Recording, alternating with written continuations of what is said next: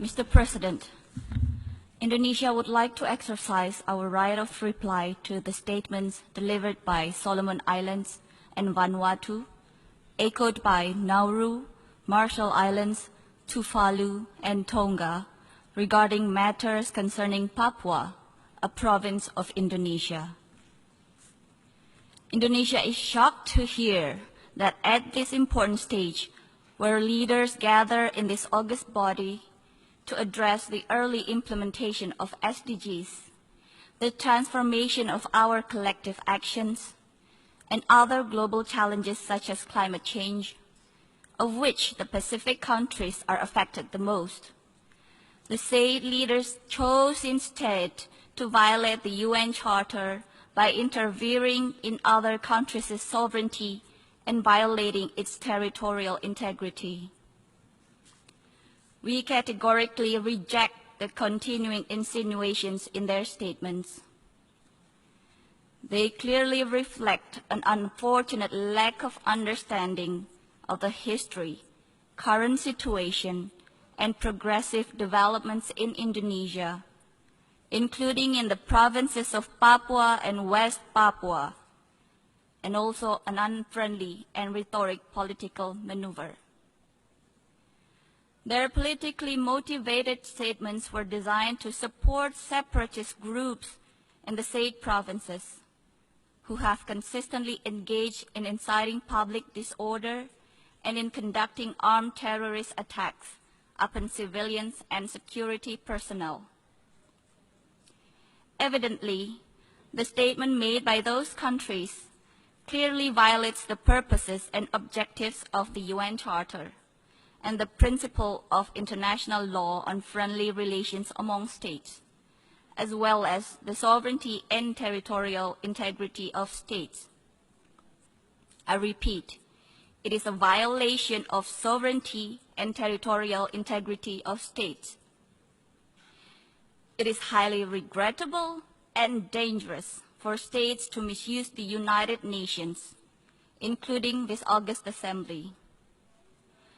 These countries are using the General Assembly to advance their domestic agenda and for some countries to divert attention from political and social problems at home. The said countries are also using false and fabricated information as the basis of their statement.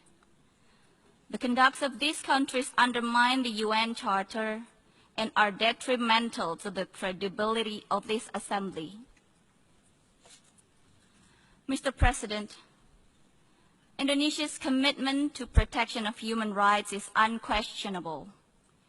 Indonesia is a founding member of the Human Rights Council. Indonesia has sat as member of the Council for 3 previous periods and is currently a member of the Council for the 4th time.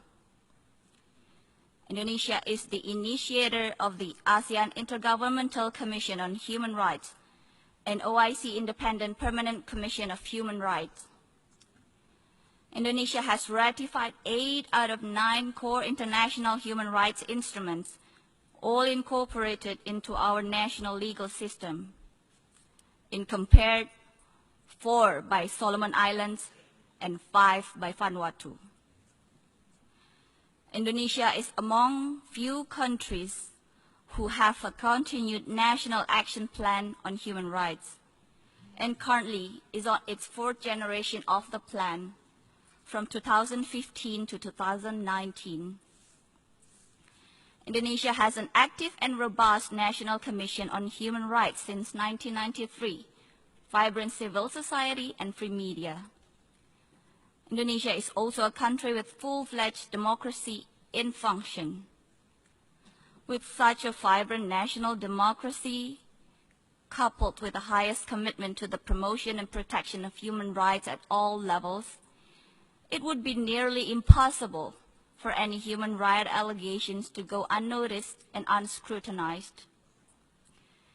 Mr. President, we reaffirm that there are domestic mechanisms in place at the national level in Indonesia, as well as at the provincial level in Papua and West Papua. For our part, Indonesia will continue to give appropriate focus to the development of Papua and West Papua provinces, and to the best interest of all. In conclusion, Mr. President, we have a saying in our Asia-Pacific region: when one points the index finger to others, the thumb finger automatically points to one's own face. I thank you.